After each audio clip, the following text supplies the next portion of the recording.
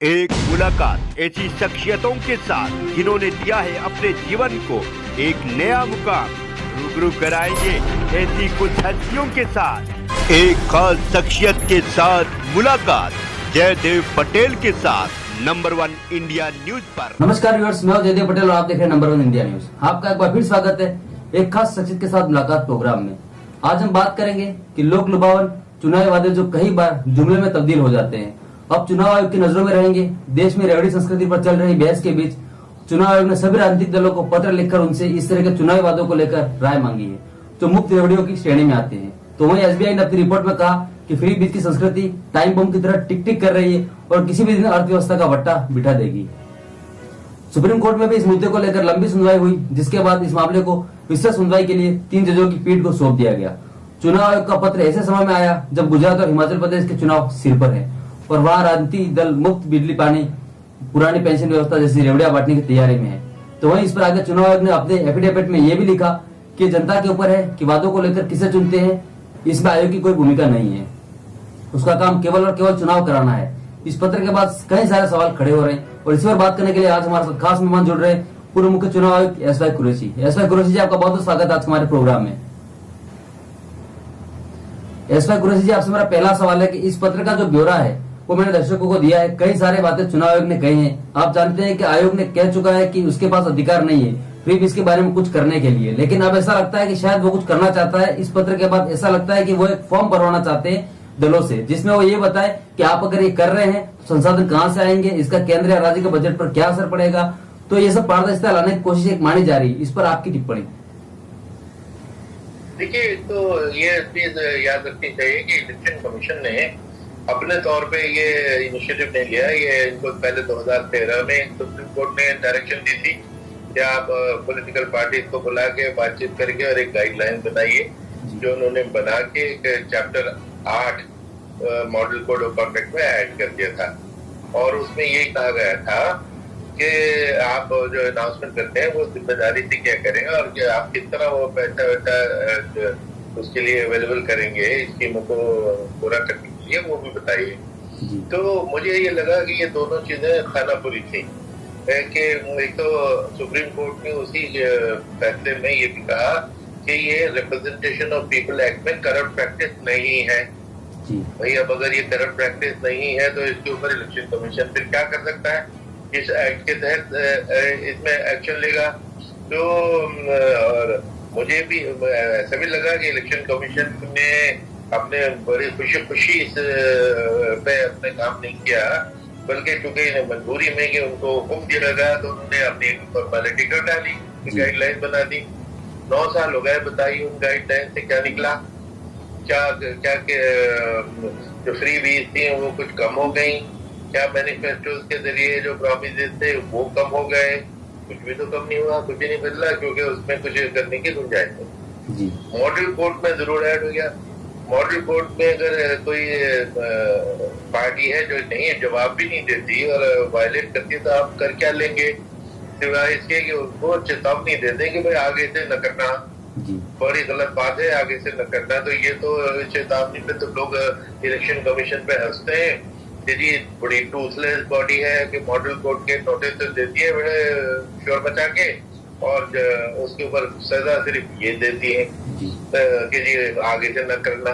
तो ये चीज यहाँ पे भी हो जाएगी, आगे से न करना है तो इसकी तो कोई वैल्यू नहीं। अब दोबारा इलेक्शन कमीशन ने फिर अपना स्टैंड क्लियर किया था कि भाई फ्री भी क्या होता है और ये कैसे कौन डिसाइड कर सकता है? ये तो बड़ा सब्जेक्टिव चीज है। मेरी फ्री भी आपकी वेलफेयर स्कीम है, आपकी फ्री भी मेरी वेलफेयर स्कीम है, और नौकरियां देंगे ये फ्री भी है, किसान का कर्जा माफ कर देंगे ये फ्री भी है, और हर सरकार ने की है और हर पार्टी ने वो की है। तो और स्कीमें बनाई है, मनरेगा स्कीम जिसमें कोई बड़ा क्रिटिसिज्म, लेकिन इन सब स्कीमों से फायदा हुआ। सबसे पहले एनटी रामाराव ने 2 रुपए किलो चावल जब किया तो उसके बड़ी उसको लोगों ने क्रिटिसाइज किया कि साहब ये तो फ्री भी है। वो गेम चेंजिंग और रेवोल्यूशनरी स्कीम साबित हुई। उसके बाद से आप देखेंगे हर पार्टी 2 रुपए के बजाय 1 रुपए और 1 रुपए के बजाय फ्री। मौजूदा गवर्नमेंट ने तो करोड़ों लोगों को फ्री राशन दिया कोविड की वजह से, बड़ा ठीक किया। बहुत से लोगों के उस जमाने में जो उससे पहले स्टारवेशन की डेथ होती थी वो होनी बंद हो गई। तो ये कोई अच्छी चीज हुई कि बुरी चीज हुई? फ्री भी है कि वेलफेयर स्कीम है? वेलफेयर स्कीम है। इसके ऊपर इलेक्शन कमीशन जजमेंट में बैठे तो क्योंकि कुछ चीजें ऐसी ही है तो आपने इतनी कह दी कि हम 5 करोड़ नौकरी देंगे और उसमें से 10% नहीं की तो वो तो चलो 45 हो जाएगा, कितना वर्ष है। एक ये कहती है पार्टी के मैंने शिक्षा का स्तर जो क्वालिटी है उसको इम्प्रूव कर दिया। आज डिबेट होती है, वो पार्टी कहती रहती है मैंने शिक्षा इम्प्रूव कर दी, दूसरी कहती है बिल्कुल नहीं की। ना ये में इलेक्शन कमीशन को बताना चाहते हैं क्या? इलेक्शन कमीशन ये फैसला करेगी कि एक पार्टी ने क्वालिटी ऑफ एजुकेशन इम्प्रूव कर दी, तो इसलिए बहुत ये जो फ्री बीज या वेलफेयर के मेजर्स हैं उनको क्वान्टिफाई करना बड़ा मुश्किल है। ये लेजिस्लेटिव डोमेन की चीज है, ये डिबेट पार्लियामेंट में होने की है, विधानसभाओं में होने की है, वहां तो डिबेट होती नहीं है। इलेक्शन कमीशन बैठ के ये जजमेंट में बैठा करेगी तो इलेक्शन कमीशन तो टोटली पॉलिटिसाइज हो जाएगी जी। तो ये मैं समझता हूँ ये बड़ी डेंजरस चीज है। और इलेक्शन कमीशन ने जो चिट्ठी लिखी वहां तक ठीक है कि जी उन्होंने एक राय मांगी, वो राय आ जाएगी। राय ज्यादातर ये आएगी कि लोग उसको क्रिटिसाइज करेंगे और कोई लोग सपोर्ट भी कर सकते हैं, करें, अच्छी बात। और उसके बाद इलेक्शन कमीशन से जो इंडिकेशन आई है उनकी अखबार में मैंने पढ़ी कि वो एक प्रोफॉर्मा बनाना चाह रहे हैं ताकि आप सबका जवाब हर पार्टी का स्टैंडर्डाइज हो जाए कि उस प्रोफॉर्मा में आप लोगों ने इंफॉर्मेशन पब्लिक डोमेन में डालनी पड़ेगी जी। एसपी कुरैशी जी, ये जो फ्री बीज का मुद्दा चला है, एक तरफ से तो एक तरफ जो कहते हैं कि रेवड़ी बांटने की बात चल रही है, इस पर काफी बहस भी चल रही है और मामला सुप्रीम कोर्ट भी गया था। अब उसके बाद जब चुनाव आयोग ने कदम उठाया, क्या आपको लगता है कि इसकी जरूरत वाकई में है और क्या आपको लगता नहीं है कि इसकी पावर चुनाव आयोग को दे देनी चाहिए? संसद के जरिए आप तय कीजिए कि क्या फ्री बीज है, क्या फ्री नहीं है, इसका क्या इम्पैक्ट पड़ेगा?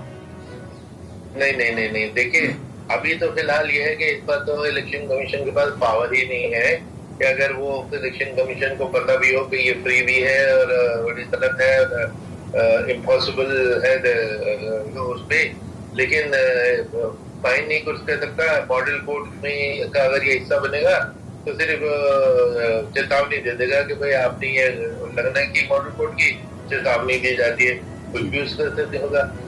और अगर पावर दे दी जाए जो अपनी जगह है कि डी रजिस्टर पार्टियों को डी रजिस्टर करने की पावर साल से इलेक्शन कमीशन मांग रही है, 20-25 साल से।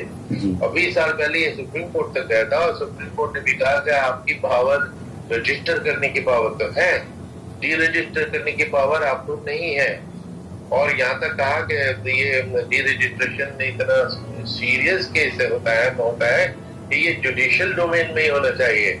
भाई तो सुप्रीम कोर्ट ने गवर्नमेंट पे जोर डालना चाहिए था कि इसके लिए कानून लेके आओ, क्योंकि पार्टियां जो ब्लेटेंट उल्लंघना करें, कॉन्स्टिट्यूशन ऑफ इंडिया की उल्लंघना करें, उनके खिलाफ एक्शन क्या इलेक्शन कमीशन के पास तो कोई पावर ही नहीं।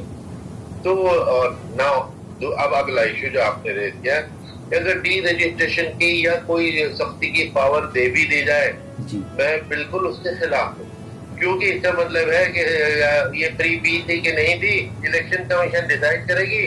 तो पॉलिटिक्स में ले आए आप उसको, बताएं दिल्ली में एजुकेशन की क्वालिटी इंप्रूव हुई कि नहीं हुई, आप बता दीजिए हाँ या ना। जब आप इतना मीडिया इस पर रोज डिबेट कराती है, कौन सा मीडिया ने उस पर एक एग्रीमेंट करा लिया? मुस्तकिल एक दिन होता है, एक रात होता है, आग और पानी ये होता है, वो एक कह रहा है दूसरा कुछ कह रहा है, उसमें एक राय तो उसकी हो ही नहीं सकती। अब वो इलेक्शन कमीशन से वो उनकी एक राय पूछना चाहते हैं तो इलेक्शन कमीशन तो पॉलिटिकल हो जाएगा। और इलेक्शन के पास क्या टूल्स है उसके जजमेंट में बैठने के लिए? कौन से उनके इकोनॉमिस्ट बैठे हुए हैं जो बैठ के एनालिसिस करेंगे कि ये वादा पूरा हो गया, ये वादा पूरा नहीं हुआ, क्या कैसे डिसाइड करेंगे? और अगर डिसाइड भी कर लिया तो बड़ा पॉलिटिकल उसमें आएंगे, पॉलिटिकल दबाव आएंगे। फिर ये मेरी मुखालिफ पार्टी है, इसको आप झूठा साबित कर दो, रूलिंग पार्टी हमेशा कहेगी जी मुझे बचा लो। तो इस किस्म के उसमें क्यों ड्रैग करते हो पॉलिटिक्स में? देखिए, इलेक्शन मैनेजमेंट बहुत ही कॉम्प्लेक्स काम है जी। और हिंदुस्तान का इलेक्शन दुनिया का बिगेस्ट इलेक्शन है और बिगेस्ट इलेक्शन ही नहीं, दुनिया की बिगेस्ट मैनेजमेंट इवेंट है ऑफ एनी काइंड। उतना बड़ा उसको करना, it is no less than a war operation. और उसके बाद इलेक्शन कमीशन के ऊपर ये भी थोप दो कि जी आप ये जजमेंट में बैठो कि कौन सी चीज फ्री भी है, इलीगल है, कौन सी नहीं है। मैं बिल्कुल कहता हूँ कि ये खतरे के सिग्नल है और इसको मुझे उम्मीद है कि इलेक्शन कमीशन इसको समझेगी और इसमें जो ड्रॉ करने की, उनको ड्रैग करने की कोशिश की जा रही है वो उसमें नहीं आएंगे। जी एसवाई कुरैशी जी, लेकिन सुप्रीम कोर्ट ने तो ये कहा है कि अगर चुनाव आयोग ये कहता है कि वो इसमें कुछ नहीं कर सकता है तो भगवान इलेक्शन कमीशन को बचाए। तो लगता है कि सुप्रीम कोर्ट के कहने पर एक कदम उठाया गया है। बिल्कुल, और मैं समझता हूँ कि ये बड़ा आपत्तिजनक स्टेटमेंट है सुप्रीम कोर्ट का। सुप्रीम कोर्ट ने खुद ऑर्डर क्यों नहीं कर दिया? ये आपत्तिजनक स्टेटमेंट है और इधर ऐसे हार्श लैंग्वेज यूज करना। और इलेक्शन कमीशन की जो राय थी वो बड़े ठीक थी। वो ये जैसे कि मैंने पहले कहा, ये मजबूरी में कर रहा है क्योंकि इसको हुक्म दे दिया गया। देखिए, इसी सुप्रीम कोर्ट ने 2002 में एक लैंडमार्क जजमेंट दी थी क्या कि भाई जो क्रिमिनल कैंडिडेट है, जिनके खिलाफ क्रिमिनल केसेस हैं, वो अपना एक एफिडेविट देंगे नॉमिनेशन बनते वक्त कि मेरे खिलाफ ये केस है, मैं शपथ के साथ वो बता देते। तो उस वक्त भी पार्लियामेंट ने होशियारी करने की कोशिश की कि उन्होंने एक एक्ट पास किया और उसमें क्या लिख दिया कि एफिडेविट में हम सिर्फ ये लिखेंगे, कैंडिडेट सिर्फ ये लिखेंगे कि कौन से केसेस में उनकी कन्विक्शन हो गई। कन्विक्शन हो गई वो तो सबको मालूम है। कन्विक्शन के बाद तो वो डिस्क्वालीफाई होते ही हैं, वो तो होते ही हैं। तो ये पार्लियामेंट ने इस सुप्रीम कोर्ट के जजमेंट को डाइल्यूट करने की कोशिश की। उस वक्त एडीआर फिर दोबारा सुप्रीम कोर्ट में चला गया कि साहब देखिए, ये तो आपके जजमेंट को डाइल्यूट कर रहे हैं। आपने तो कहा था कि जितने पेंडिंग केसेस के वो सारे बताओ, क्योंकि ज्यादातर तो पेंडिंग केसेस ही है।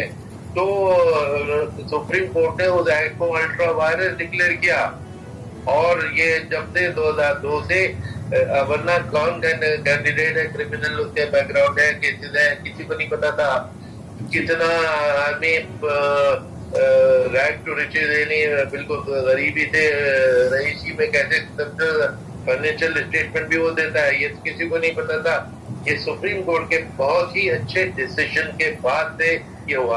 अब सुप्रीम कोर्ट ने अगर वहां पे ऑर्डर दिया था कि भाई आप डिक्लेयर करो, तो यही चीज पार्टीज को ऑर्डर कर देते रीजन केस में कि साहब आप अपने मैनिफेस्टो में ये इंफॉर्मेशन भी दो।